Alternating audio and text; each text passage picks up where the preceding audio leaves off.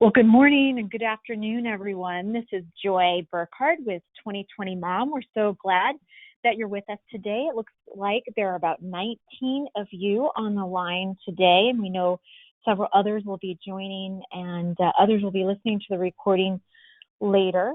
I'm so thrilled today to be recognizing the work of Nancy Roberts and her team.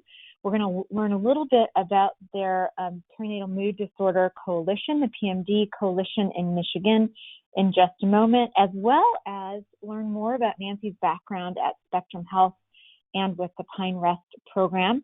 Before I introduce Nancy, we wanted to give a thank you, a shout out to our sponsor for the Innovation Awards program, the Zoma Foundation, previously the Ben and Luciana Walton Family Foundation based in Denver, Colorado. So thank you to Zoma for their support for the Innovation Awards program. You'll hear at the very end of today's presentation that the Innovation Awards have opened, submission process has opened for 2018. So we'll talk a little bit about that at the end of the session, as I mentioned earlier. So first, a great congratulations to Nancy and her team for winning the Innovation and Policy and Advocacy Honorable Mention Award for their work in advocacy in Michigan. So Nancy, hello, welcome. Hello, Joy. I'm Great. pleased. Yeah, we're really pleased to have you too, Nancy. And I'm gonna go ahead and introduce you properly. And we're so thrilled that Nancy is with us. Nancy is an obstetrical nurse, an RN. She's also a certified breastfeeding counselor and childbirth educator. She is based at Spectrum Health Hospital in Grand Rapids, Michigan. And we're going to have you talk a little bit about Spectrum Health and also the Pine Rest program in Michigan, Nancy, before we jump into the advocacy work. But Nancy's been doing this work for 28 years and really been instrumental in the growth and the movement in Michigan around maternal mental health disorders. Nancy is employed at the Pine Rest Mother-to-Baby program, as I mentioned earlier, in addition to the Spectrum Health program, and is going to tell us a little bit about those programs and what she does at each of those programs in just a moment. She's also the Michigan State Coordinator for Postpartum Support International and has 4 kids of her own and is a proud grandmother of 5 grandbabies. So welcome, Nancy. Thank you so much for your leadership for so many years in Michigan and really nationwide in this movement. So welcome, and again, thank you on behalf of all of us for all of your great work. I'd love to thank properly the 2020 Moms organization for sponsoring and having this award opportunity for those of us that are kind of embedded in the work that we do. And I was thrilled to be one of the finalists, and then thrilled to receive the honorable mention. So once again, thank you. And the complimentary registration to the Chicago Maternal Mental Health Conference last fall was amazing. It was a wonderful conference and very educational, and I enjoyed every second of it, and was able then to put information on poster presentation display about our advocacy work. So that was very exciting, and I'm just humbled and very thankful. So I wanted to just make sure I gave you a shout out. Well, thank you, Nancy. We appreciate that. Thank you very much. And let's jump in, Nancy, to just first help us get grounded in where you're based. We know you're in Michigan, but tell us a little bit about the organization Spectrum Health, and then how Pine Rest is related to Spectrum or not related, and then we'll move into the coalition. But let's first start with Spectrum Health and Pine Rest. Tell us a little bit about those programs. I'd love to. I've worked here at Spectrum Health Hospital. It's a large medical center in West Michigan, at the largest birthing hospital in the state. We deliver almost 8,000 babies a year. So we're a real busy hospital in our obstetrical unit. Started in labor and delivery, then moved on to the postpartum unit, and I still remain up on the postpartum unit because I started a postpartum depression screening program where every day I'm there in the mornings and we're screening moms with 2 screening instruments. One, the Edinburgh Postnatal Depression Scale, and the second tool is our own postpartum risk factor questionnaire. And so when a mom fills these out, I'm the one that looks at them and evaluates what her results are, and then determines whether or not she would receive a higher level of care.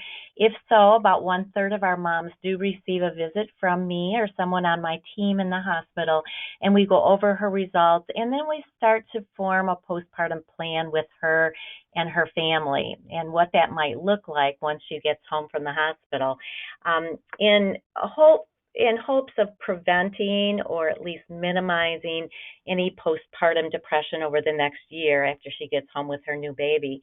So adjacent from that department at Spectrum Health, I work at an outlying department called Spectrum Health Healthier Communities. And it's through this department that we do all of our childbirth education, our breastfeeding support groups, and also the postpartum depression support group that I facilitate, that I started back in 1993. So I still facilitate the group, and through this department, I also am able to provide a lot of PMD training for folks all over the state. I've gone out of state. But I do a lot of education through this department, as well as a lot of coalition work, both through our own county Healthy Kent Coalition for perinatal mood and anxiety disorder, and then we'll probably talk a little bit more about our statewide coalition. So again, I'm thrilled to be able to work in 2 different departments at Spectrum Health Medical Center. So that's great, about Nancy. Yeah, a little bit more about Pine Rest now. Okay. About 5 years ago, I was instrumental in starting to talk with our Pine Rest Christian Mental Health Hospital locally here in Grand Rapids about the possibility of starting and developing a day program for moms. And we did start the program. We've been up and running for 5 years now. And with the program, I am there once, sometimes twice a week, providing some psychoeducation classes for the women who attend the day program with their babies. So that's kind of my baby, so to speak, because that's something that we really took a lot of time to develop, and we're really proud of what we've been able to accomplish through the Pine Rest Mother and Baby program. We have moms come from all over Michigan, from other states, to attend our day program, and it's just a pleasure to work there because I see moms when they come in on the first day of the program, and sometimes in crisis and very distraught, but by the time they leave the program 1 or 2 or 3 weeks later, they seem to be a totally different woman. So I very much enjoy pairing my work with Spectrum Health with the work, at Pine Rest. And geographically, they're only just maybe 10 miles away from each other here in Grand Rapids. So it seems to be a really nice collaborative and working relationship, though the organizations are not conjoined. They are totally separate organizations, but I do have the pleasure of working at both, so I'm dually employed. Great. Thank you, Nancy. It's helpful just to get your background. And before we jump into more about the coalition that you helped form, the statewide coalition and the local coalition, I want to pause with that in mind, that it's great to have your background to see if we can find out who else is on the line and what your backgrounds are. So we can see your names, Amber, Ann, Barbara, Blanca, Brittany, others. We would love for you to use the question feature in your GoToWebinar control panel. So you can see that gray box. There's several gray lines or boxes on that control panel. Go ahead and open up that question box and just introduce yourself. Where are you based and what is your background? Are you advocates? Are you moms? Are you clinicians? Are any of you working in a hospital setting like Nancy? We'd just love to hear from you. So again, we're pausing and inviting any of you who feel comfortable introducing yourselves to go ahead and do that. There's 21 of you on the line right now. So Sylvia, Ron, Rhonda, Margaret, Kim, Carol, Catherine, two Catherines, all of you, we'd just love to have you let us know where you're based. And again, are you clinicians? Where are you based if you are clinicians? You don't have to be clinicians. We want to hear from all of you. So I do see some of you are putting a question in the question box. Go ahead and let us know, are you clinicians? Are you based in hospitals? Are you advocates, mom? Great. So I see we have someone from the California Public Health Department. Thank you so much for joining us, Anetta. And you are a social worker. That's great. Sylvia Stratford, based in California as well, an RN.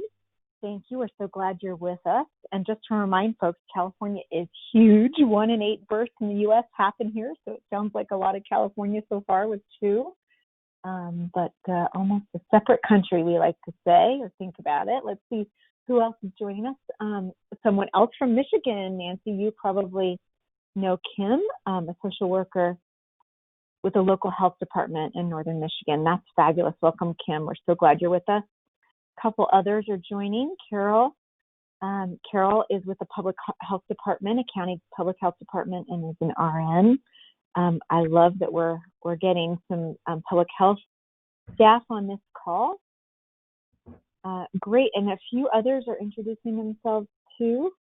We have Margaret, who is a doctoral student working on primary care visits. Great. I'm just scanning through a few more folks. So we've got someone from Minnesota. So glad that you're with us, from Duluth. This is a marriage and family therapist. Excellent. Ohio, we have someone from Ohio that's a social worker. So good. So it sounds like we actually do have some great representation from different parts of the country. Another hospital system, someone from Dignity Health. We're glad that you're with us, Catherine. Thank you. And Catherine serves Arizona, Nevada, and California, 29 different hospitals. Traverse City, another California contact, and a midwife is on the line. So great. Thank you so much for introducing yourselves. I think it helps Nancy ground herself and who's on the line. And we also love to know who are the advocates on the line that want to do something about this. And I'd especially love to hear from those of you who are in public health afterwards about the role you think public health departments can play around this type of work. So feel free to continue to use that question feature to give us feedback. And you'll also see our email addresses on the slide that's currently showing as well. So Nancy, let's jump back in. Great to hear who else is on the line.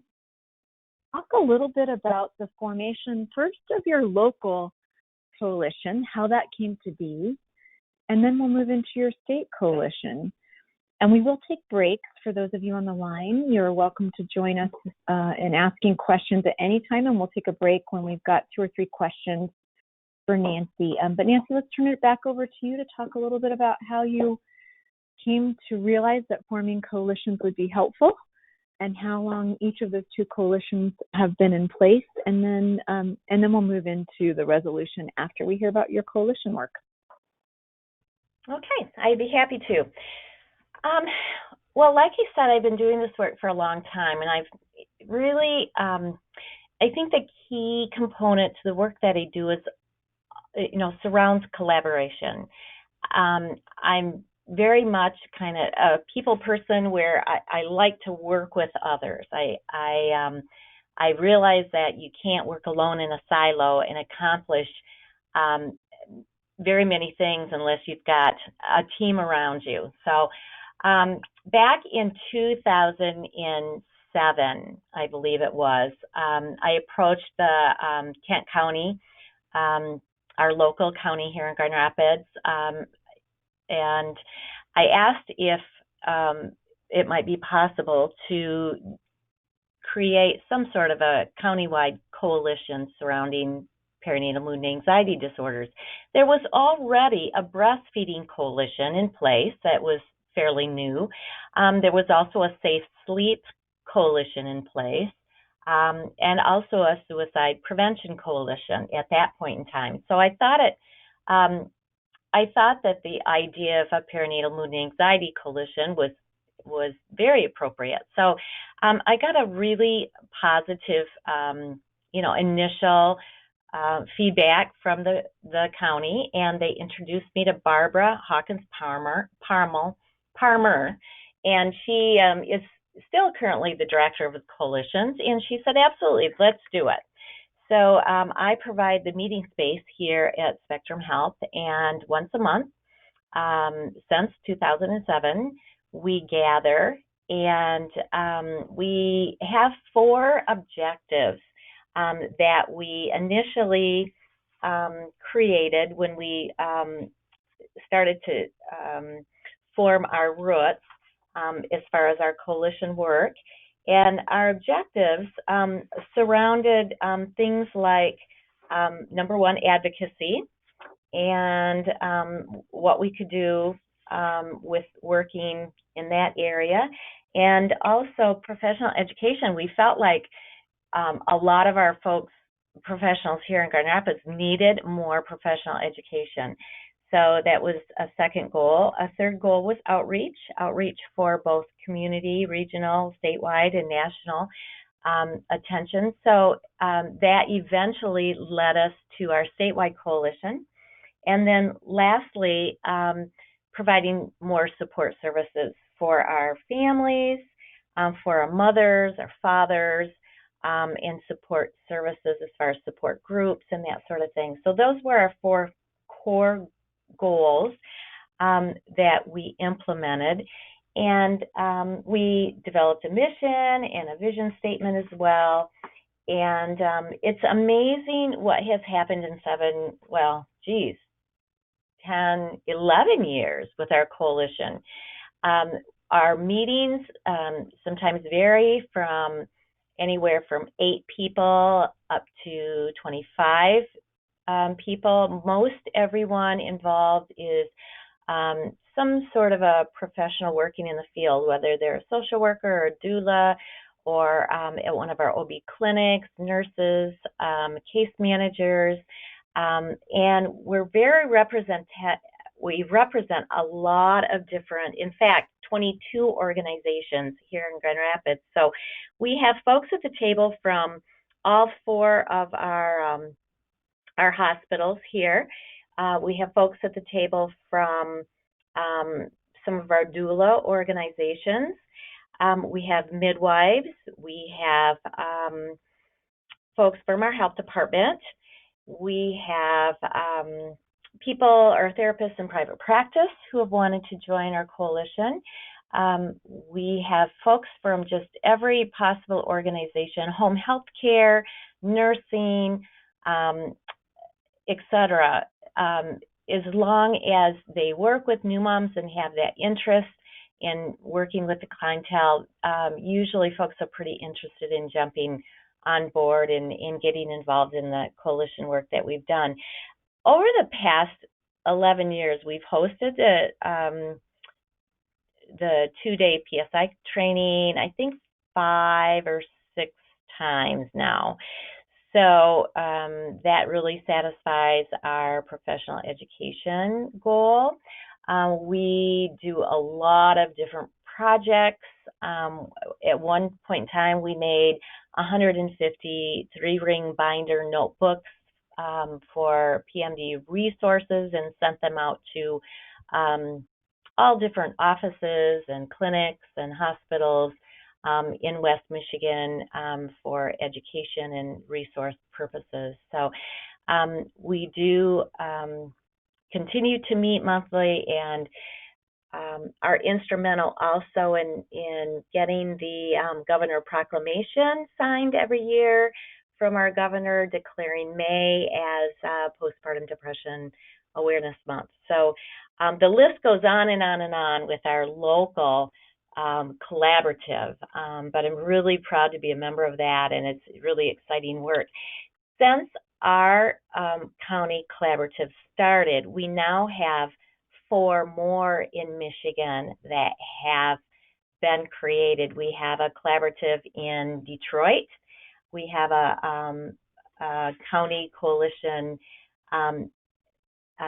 near the lakeshore, which includes Grand Haven, Muskegon, Holland area. We have a collaborative in the Kalamazoo area and one in Lansing. So we really are encouraging other regional and county areas to think about, creating a collaboration of some sort. And we share all of our information so that the folks that have started their own really feel like they're a part of the entire state of Michigan collaborative. And so they're not starting from the ground up, that, we're sharing our work so that it may not be quite so scary or frightening to start their own work. So, so we're pretty proud of some of the recent coalitions that have started. So that's a little bit about great. our county coalition. We do, when we host the 2-day conference, we do usually walk away with a little bit of proceeds in our pockets. So we do have a small fund that is connected with the Healthy Kent Coalition. And with those funds, then we can offer some funding opportunities through the bigger statewide coalition. So we're not really funded independently by any one organization. Just to kind of let you know as far as, where any monies may or may not be coming from. Okay, great, Nancy. That's helpful. We do want to get into a conversation about funding and sustainability, and you've tipped that off, which is great. Before we get to that, it sounds like, if I'm tracking this correctly and helping others think about it, that you really have been a cornerstone to all of the work that's happened, starting in your hospital, then moving on to a Kent County coalition, starting a statewide coalition, which I'm guessing then help inspire perhaps the same sort of track once your Kent County coalition started, maybe other counties or coalitions that include multiple counties started to form. So really these sort of 3 buckets of work: hospital-based work, find the clinical need and creating services, then the county coalition, and then the state coalition. So let's talk just a little bit. You can, jump in and confirm that. But let's talk a little bit about how the statewide coalition formed. And I know there's about 300 members, and I think I am watching from afar all of the great things that are happening. I believe calls happen statewide maybe five times a year, something like that. Do you mind talking a little bit about how that formed? Right. And this was about 5 years ago. We started to talk about really unifying our state, because what I was finding is that we had, areas in our state doing really great work, but not a lot of overlap, not a lot of communication amongst each other. And I really felt strongly that we really needed to have a statewide coalition. So this is prior to PSI doing statewide chapters. So at that point in time, 5 years ago, we really didn't have a model available to us that we could go ahead and just kind of jump into. So we decided to just start our own, and I looked at other statewide coalitions in the United States and just kind of got a feel for some of the work that they have been doing. And so I gathered folks throughout the state that I knew already and asked if they'd like to join.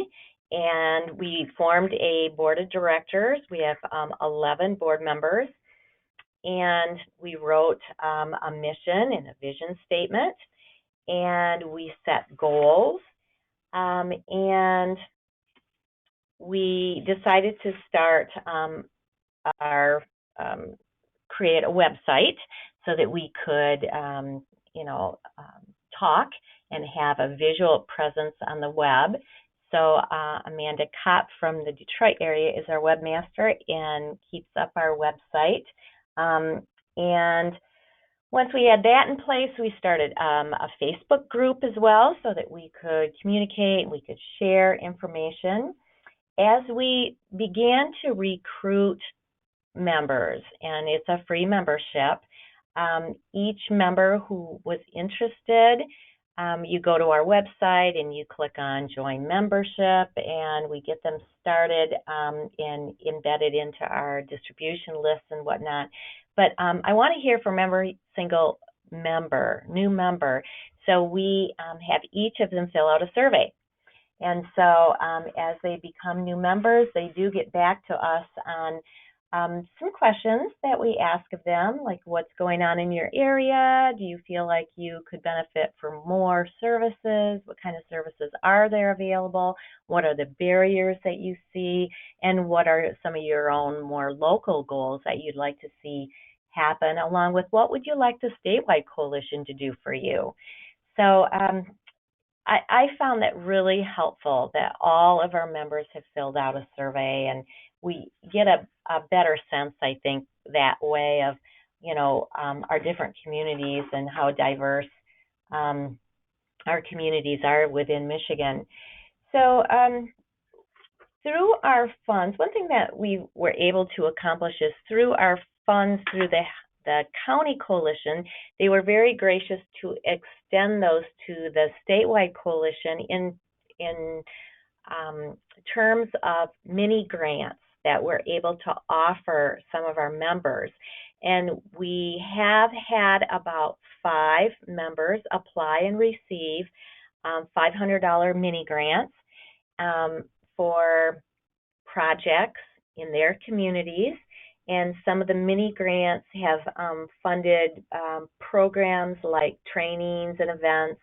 I had one that was up in Marquette, the Upper Peninsula in Michigan, university. Some of the students at the university up there in the nursing program wrote a grant, and they held some events up there for PMD awareness and education. I've had several create support groups throughout Michigan with some of the funding. So there is an application, and there is an application approval process with our board members.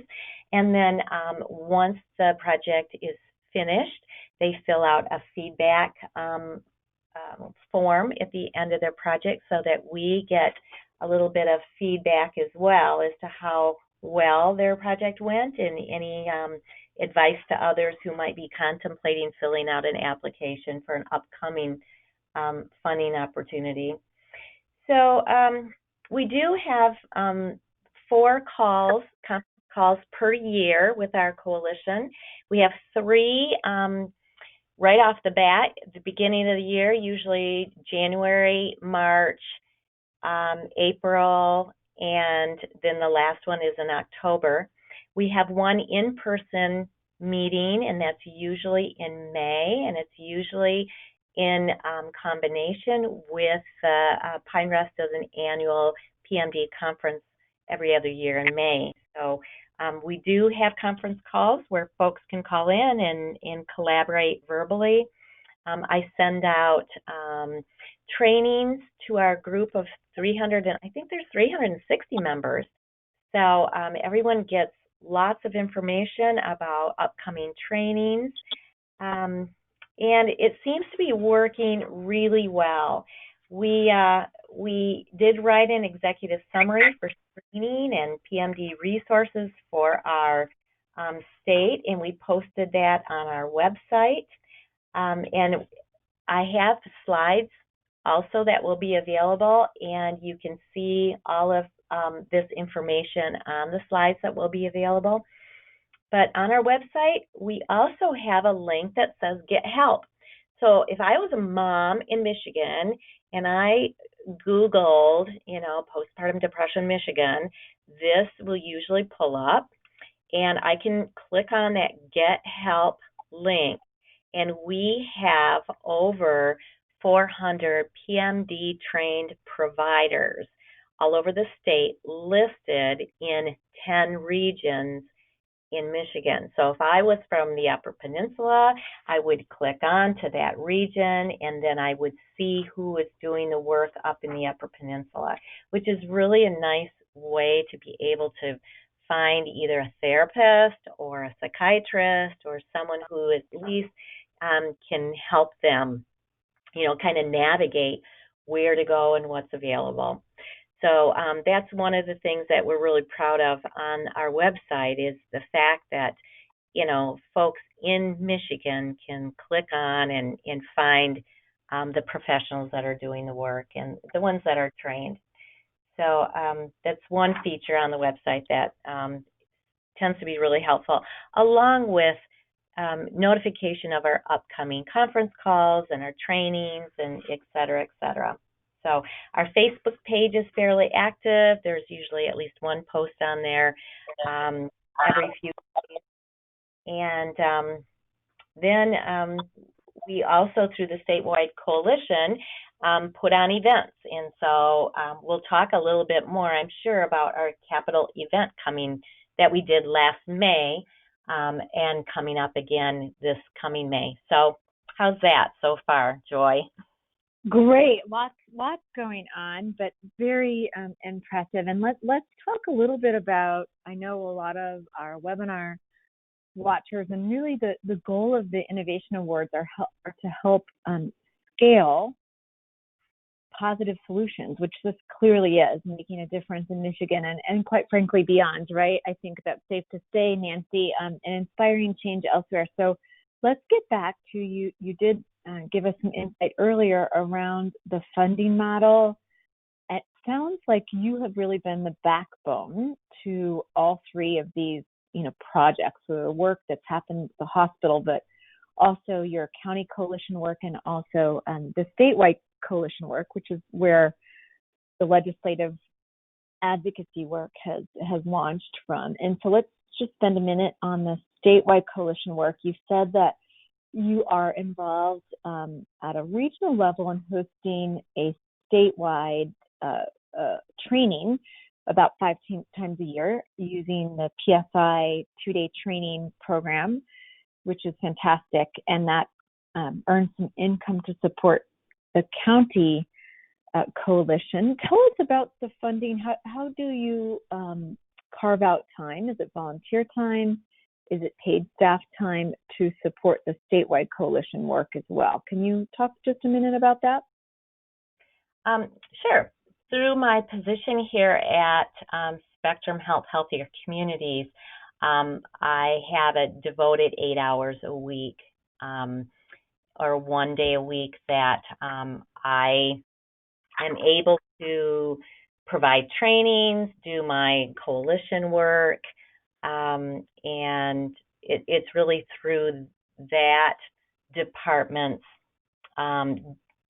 designated, it's a 0.2 FTE or 8 hours per week. So I do have like an hourly salary and time to be able to devote to these different causes. Because prior to that, which that's only been, oh gosh, just in the last 10 years, I've had to just carve out time for my other duties at the hospital, which, as I got more involved in this and got busier and busier, it was becoming more and more increasingly difficult to do. So I was really thankful that this department saw the need to make sure that they devoted time, talent, and energy, for the cause. So that's where I get my own personal, um, um, feedback and like a monetary salary. Good. No, and that's helpful to hear, and that this stuff doesn't necessarily happen overnight. You've been doing this work for years and years and years and years, and that it sounds like more recently than not, the 8 hours kind of came through after things got to be a little bit overwhelming, and that supports both your county regional coalition work and also the state coalition work. Right. And then I also have an additional 24 hours a week that I spend in the hospital setting with the screening program, the postpartum depression screening program. So you just kind of add those two together. Plus, I have 3 to 4 hours a week over at Pine Rest on a weekly basis too, that I'm responsible for. So add it all together plus anything extra I'm doing, it usually ends up to be anywhere from 35 to 40 hours. So it keeps me pretty busy.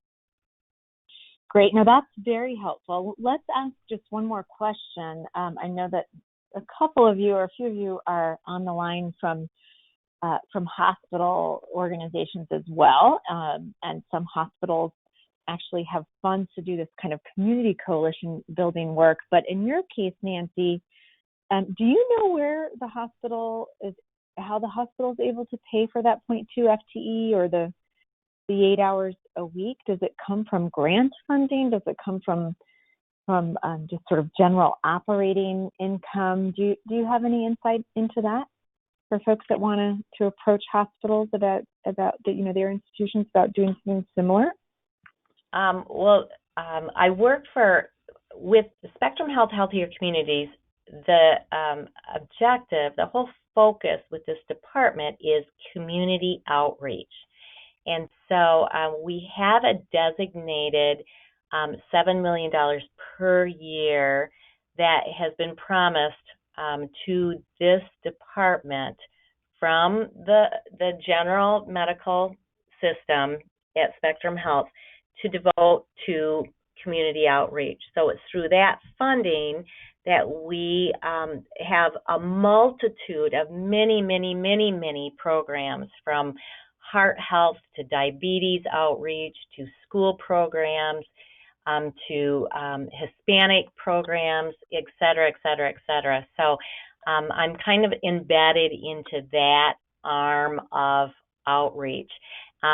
I happen to be a prepared childbirth instructor as well, and so all of our outreach for our prenatal classes is underneath this program or this department also. So it seemed like a really good fit for this outreach work for PMD to kind of land within this particular arm or department at Spectrum Health.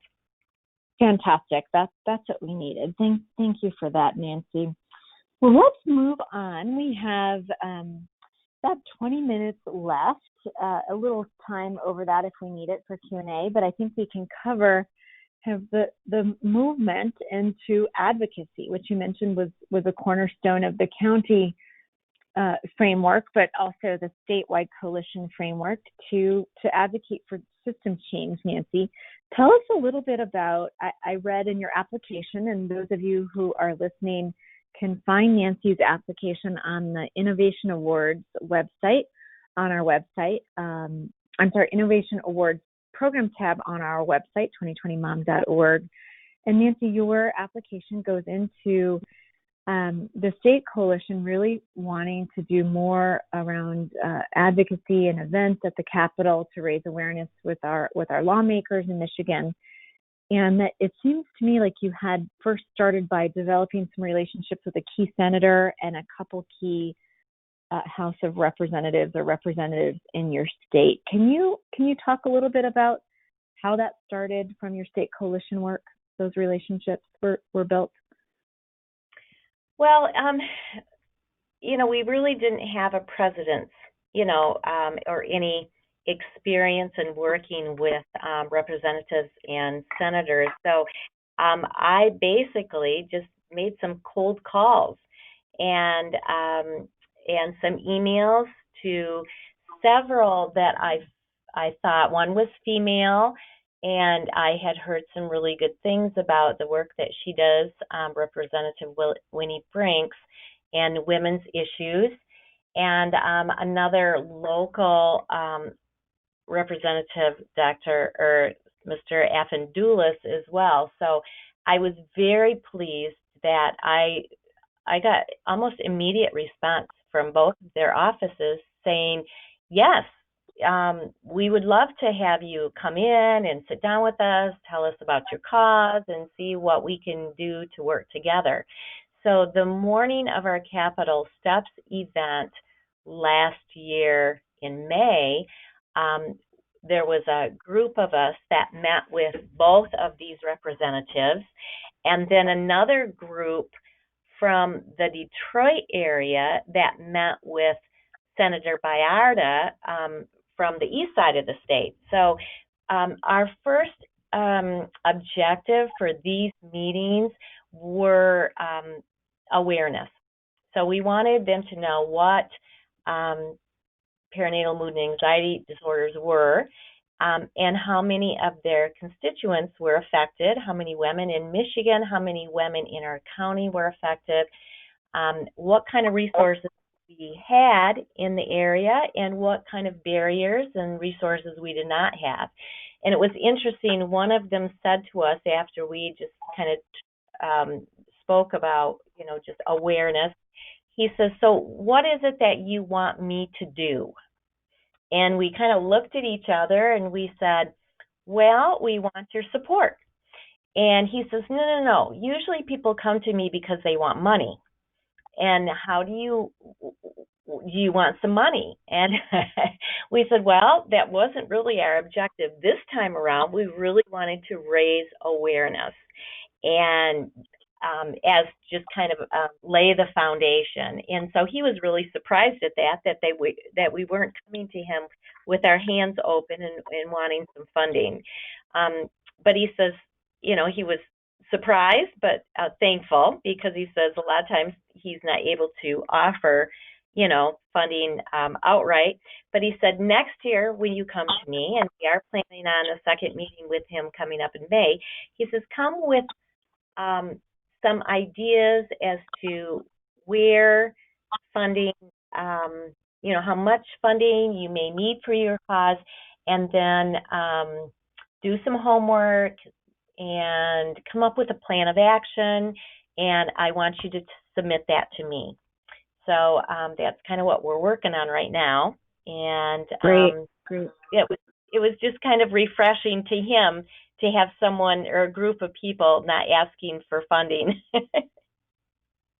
That's great. Yep. Often there are paid lobbyists that are approaching legislators in the state about specific needs and legislative asks. So that's great, Nancy. So it sounds like, and 2020 Mom actually has a framework for just encouraging people to meet with your legislators, whether you're wearing a professional hat or your individual hat, right? Not coming as a professional, but to say that this cause matters to me, and bringing a few colleagues from your area, your county, along with you never hurts. But you don't even have to do that, and you can meet with your legislator in their district, so back home where you are, or at the state capitol. And so, Nancy, it sounds like that's what you all set out to do, is just to simply meet with a few legislators, starting with this one gentleman who was caught off guard that you didn't have an ask. He just wanted to say hello and introduce the cause to him. So that sounds great. And you had planned on this event at the state capitol, I think in tandem or even in advance of meeting with your legislators. Tell us what your goal was for the event. Well, again, our entire goal for our event last May was creating PMD awareness. So we also met with Winnie Brinks, and her advice to us too after we had our some conversation was there is a women's caucus, and they take up health issues. And so she says, I want you to begin to plan to meet with our women's caucus. She said that would be a perfect fit for our cause. And if we could have a 5-minute presentation, she says she would arrange for that so that we can get in front of these lawmakers and raise awareness as well. So that's another thing that we're working on. So that was kind of a nice outcome from our meeting with Winnie Brinks. And then with the Senator Bayarda, he actually was our speaker that stopped by during our rally on the steps and spoke from the podium about, the importance of the cause and his support in lending his support, and some ideas that he felt that lawmakers should take up in support of PMD. So that was refreshing too. So we were really excited that at least for our first time around in Lansing, we were able to connect with 3 different lawmakers. That's great. And just to remind folks, you can do what Nancy has done in your own state, and several states are already doing this. In California, 2020 Mom actually hosted a rally on the Capitol steps and had invited legislators to speak who understood the cause, that we educated. And so, Nancy, I think, this is another great way to ease into things. But let's move on now to, you talked to us a little bit about the PMD proclamation, May as what we say Maternal Mental Health Awareness Month, but everyone can use their preferred name. There are multiple names that we use to talk about the cause. And I wanted to spend just a little bit of time talking about the logistics of introducing a resolution and how that came to be. And will give people some background first, is that it does seem like there are 2 paths and various states may differ. Utah and Michigan have had governors sign proclamations. Other states, it's gone through the legislative process, like in Arizona, California, and several other states to declare the month of May Maternal Mental Health Awareness Month, or PMD, or postpartum depression, whatever name you use. But in this case, it does sound like it was approaching the governor's office to make such a proclamation versus going through the legislative process. And can you tell us how that works, Nancy? How did you work with the governor's office, or even learn that that's how it worked in your state? Well, it took a lot of digging because we weren't quite sure what we were doing years ago. But the first time we received the proclamation was 5 years ago. And at that point in time, Tree of Hope Foundation in the Detroit area, Pam Moffett and her team kind of worked navigated the way to, fill out the application. You have to designate what your whereas statements are. You have to find support to take it through the different levels of approval, in which she found a senator support. And eventually it makes its way to the governor's office. So she started, I know, this process the first time around probably 6 months ahead. And I think that very first year, it was not our current governor now, who is Governor Snyder, but our previous governor, Jennifer Granholm, that actually signed the proclamation. I believe it was midway through May. So May had already arrived, and we were initially disappointed because we didn't think that we would be getting the signed proclamation in time, and it came through like mid-month. So we were thrilled that she had signed that document, and we were able, they do send then a gold star stamped official looking proclamation to the applicant, and we were able to frame that, and then surrounding that document, we were able to approach then the media, radio, television, magazine, newspaper, and say, look, we have this proclamation for the month of May, and we are able to then have some media information and exposure with the proclamation. So that happened 2 years in a row. And the second year, you would have thought it would have been easier, but it was just as difficult from what I hear from Pam. The next year, we had Moms Bloom, one of our home visiting doula programs here in Grand Rapids, take on the feat, and they actually were able to secure a Senate resolution declaring the month of May as Postpartum Depression Awareness Month. So that was like our third year. Our fourth and fifth year, I had a contact at the State Health Department in Lansing who said, you know, I'm kind of their advocate here, and I do things like this frequently. She says this is not something I've yet done specific for postpartum depression, but let me help you with this project. So she, and this is Joni Detweiler at the Health Department, the last 2 years, she starts usually by February with the application process, and was able to have Governor Snyder have it signed and ready to go by the 1st of May. So it isn't like a reapplication. It's like you have to start, here in Michigan anyway, you have to start from scratch each time. But she's got it kind of down to a science, and last week when she was ready to submit the new application, we really looked at our whereas statements, and we try to edit those, change those, update those each year, and so we were able to kind of fine-tune those before we sent them on. And we did, for the first time, change the title. It has always been Postpartum Depression Awareness Month, but we decided recently we're going with the Perinatal Mood and Anxiety Disorders Awareness Month title. So like you said, it really doesn't matter what your title is, but we felt it was more representative of the illness. So anyway, so it's in progress right now, and we hope to get our resolution or our proclamation signed, and so we can kind of take it from there.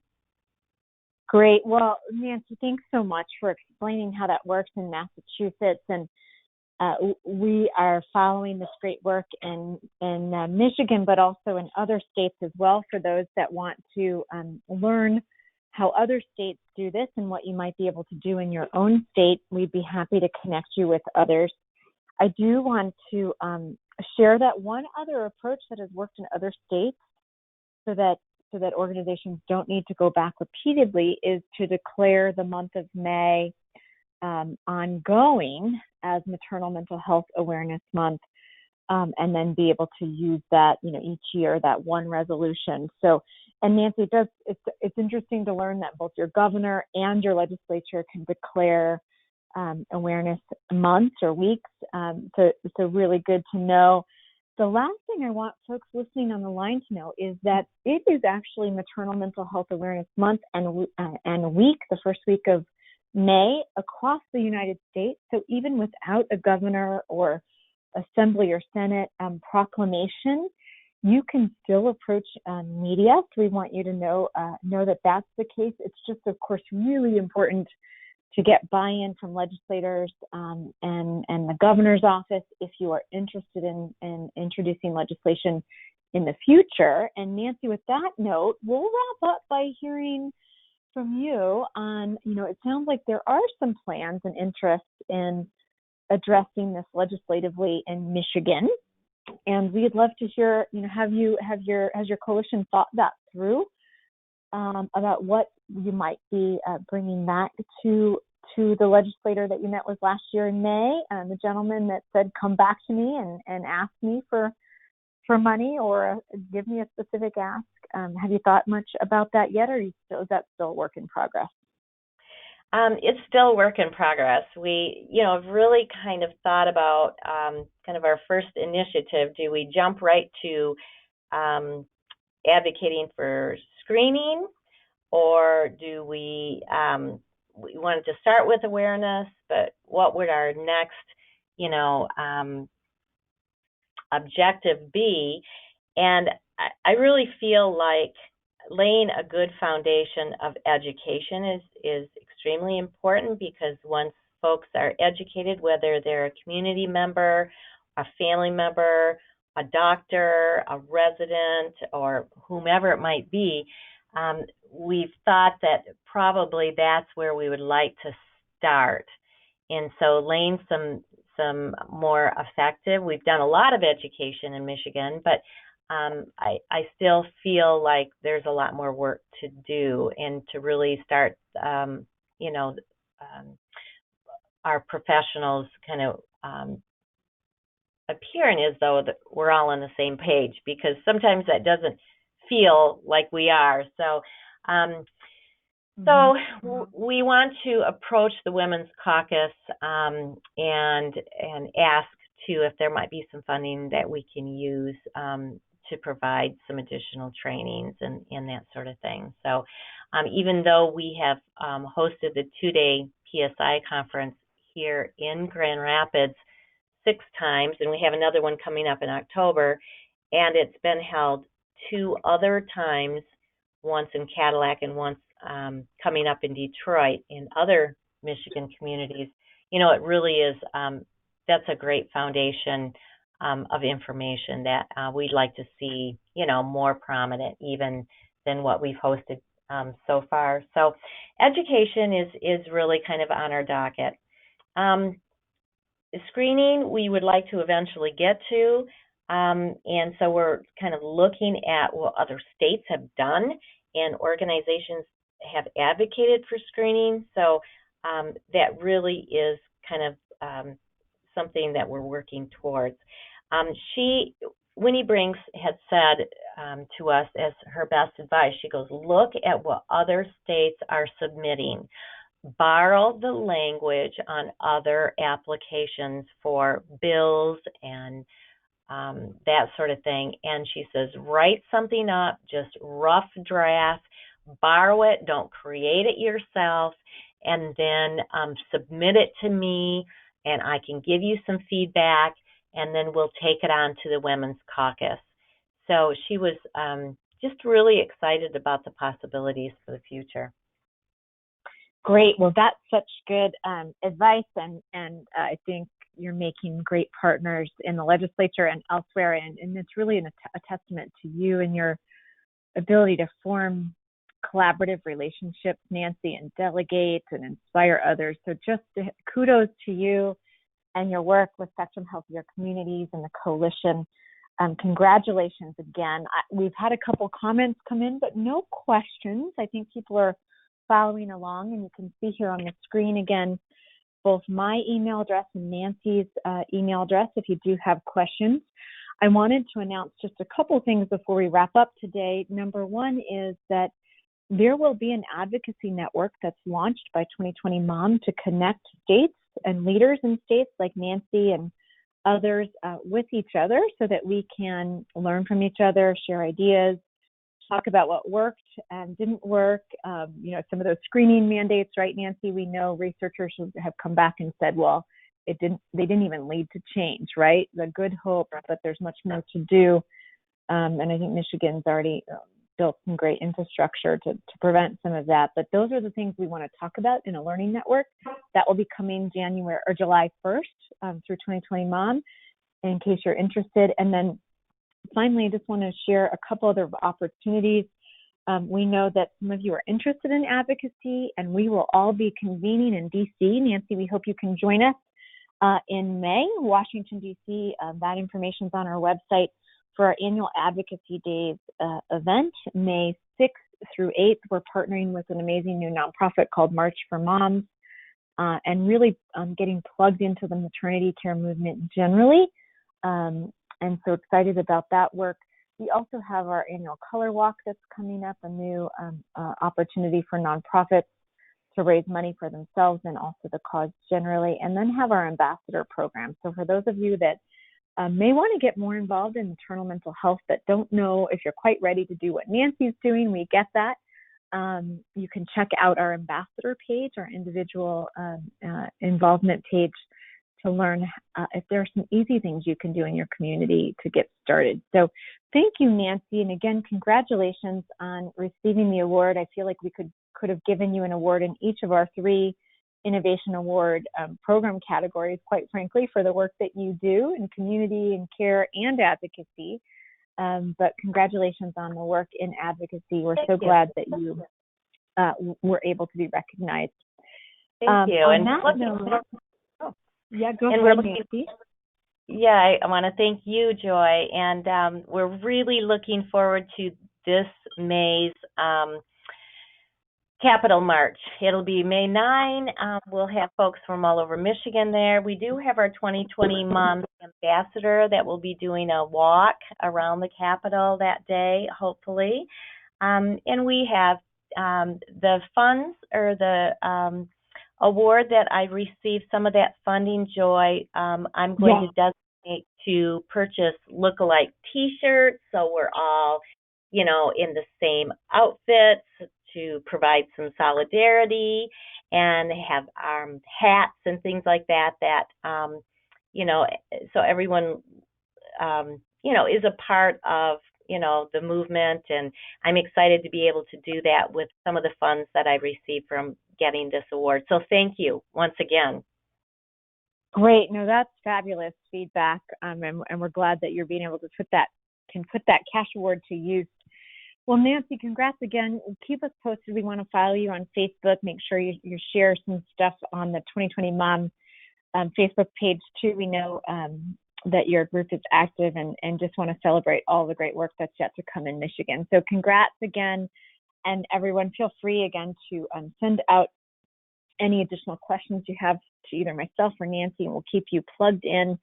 Thank you again, Nancy, and all of the rest of you. Thank you so much for your interest in this work, and continue to follow 2020 Mom through our e-newsletter. You can sign up on our website at 2020mom.org, and we'll let you know what other webinars are forthcoming. For past Innovation Award winner webinars, you're welcome to check out our website, the past webinar tab, to learn more. Again, Nancy, thank you and congratulations. Thanks, everybody. Take care.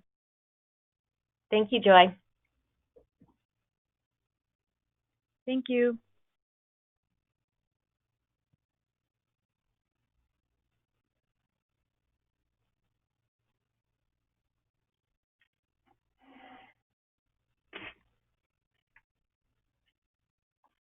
Joy, was there any other questions?